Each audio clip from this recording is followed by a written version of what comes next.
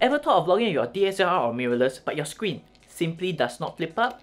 Today I'm going to be covering a $20 option by Ulanzi, which is going to change all that. If I knew such an option was going to come out, I might not have gotten those cameras which I did for the past few months. So before I bring out the accessory, I need to let you guys know that this video review is by no means sponsored by them. So I'm free to say whatever I want about it, and all the good and bad points too. So this is the Ulanzi Vlog Screen. Let's open it up.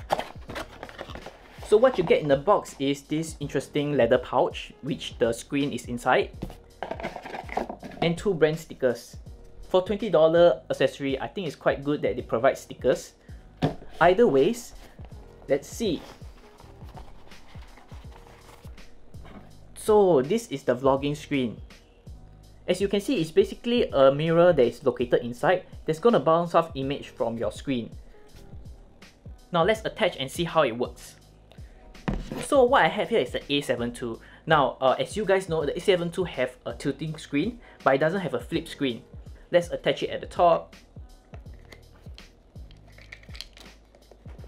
So at a glance, once I tilt this to 90 degrees, you can see that the image is being reflected over here.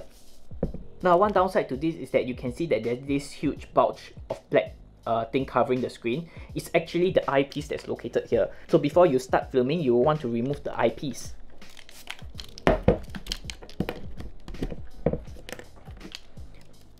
Now, as you can see now, the screen is so much clearer and you can see most of the image. As you can see, this accessory isn't that huge. Comparing with the body itself, this is still rather small. Now let's measure how big this is so that you can consider whether this is good for your camera, and if you want a lighter setup, whether this will work. Now let's measure the width of this thing. Okay, it is around 7 cm. And for the height, okay, this metal thing is blocking here, but basically it's 4.5 cm. And how about the side? It's a little longer at 7 cm. So one thing good about this accessory is that it doesn't take off the extra option for you to mount a mic on it. So you can see from the top, it has this hot shoe mount. And on the side, it might look like a design, but it's actually meant for the side attachments. So you can see that this is not just meant for aesthetic purposes, it's actually able to fit in mics. At first, I really did not know, but I was pleasantly surprised that you can attach a total of 3 different hot shoe mounts on it. So I intend to bring this out later for a test, so why not let me just mount up the microphone to see how it looks. So what I have here is a standard Rode Video Mic Go. Let's attach it at the top.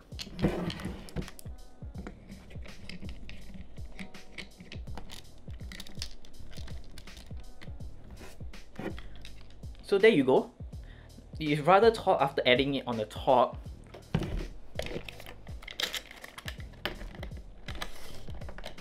It measures at nearly 30 cm once you add this microphone on the top. I might not want to attach it at the top as it might attract some attention, so let's remove it and put it at the side. So this is the setup. There you go. It's a little funny. On a second thought, let's put it on the other side. Now, it looks so much more balanced compared with the first and the second setup. Now, let's bring this out for tests to see how well it works.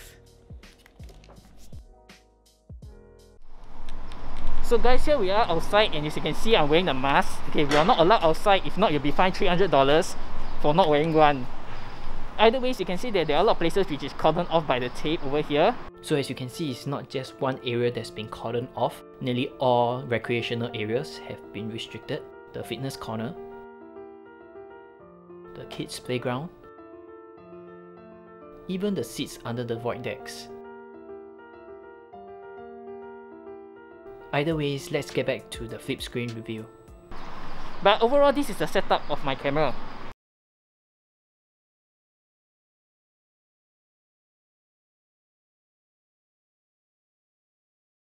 So alright, let's head back and I'll give my final conclusion on this, as well as the pros and cons of this little accessory over here.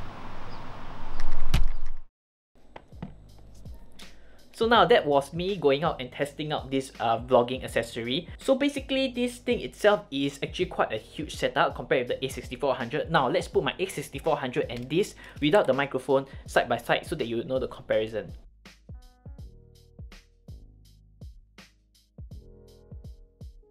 So in my experience, when I brought this out, the screen itself doesn't actually weigh a lot at all. It's actually made of plastic. So the weight is actually insignificant. But if you're planning to carry light, you're actually bringing another accessory itself. So that is something which you might want to consider. Now let's talk about some downsides to this accessory. Number one, it only works with cameras with a tilting screen. Now I'm quite aware that some of Canon's line, such as the 5D Mark III line, does not have a flippable screen such as this A7 II over here. So unfortunately, it does not work. It only works with cameras which have this screen you are able to pull out at least tilting to a 90 degrees, which the image can be reflected into the accessory over here. Number two, the image is inverted. Now, this is basically just a mirror itself, and a mirror is not an electronic device, so it doesn't auto-correct the image that's coming out of the screen for you. What you can expect to see here and be able to help you in your filming is whether to see your subject is in focus and whether it's in frame. Anything more than that is probably not possible. I also will not suggest for you to change settings over here, as what you see here might not be what you're going to get on the actual screen itself. If you're planning to do that, I will strongly recommend you not to, as it will mess the settings up. Number 3. Hindrance from the eyepiece. As you guys saw from the start how I set up this camera and the accessory itself, the eyepiece does block part of the image. It is not always that you remember to remove the eyepiece, so that is definitely one downside to having this. Number 4, overall it still does add a certain amount of size towards this whole setup by itself. Now if you're planning to go on a roller coaster or some place which have fast action and using this camera setup, it might be a hindrance for you or attract the unnecessary attention. Let's conclude. Overall, I'm still really happy with this $20 accessory despite these 4 downsides which I mentioned. These 4 downsides aren't huge deal breakers for me, so having the screen itself to be able to reflect the image here matters a lot if I only have one camera. Overall, I'll give this an 8 over 10 rating. Why? Based on 2 very important factors. Number 1, this itself is not an electronic device. Along with the gears, the cameras, and the mic that you have here, some of them might need extra power and you will need to remember to bring the batteries. This itself is not a battery operated device. It's just a mirror, so you will not need to bring extra batteries, which adds bulk to your bags.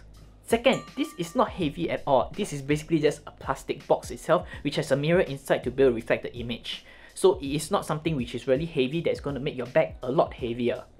With that said, size still does matter, so take that into consideration when you are looking at this accessory. I hope you guys like this review which I've done for this UURig vlogging screen by Ulanzi. If you do and want to thank me for my time, please give me a thumbs up and subscribe down below so that you'll be up to date with the content that's coming out of my channel. If you can't wait for the next video, do click on my playlist right here, which I cover different gear reviews that's relating with photography that's going to help your production. If you guys do not already know, I have an Instagram channel over here, which I have bonus exclusive content that's coming out from my YouTube channel. If not, stay safe and stay at home, and I'll see you guys in the next video.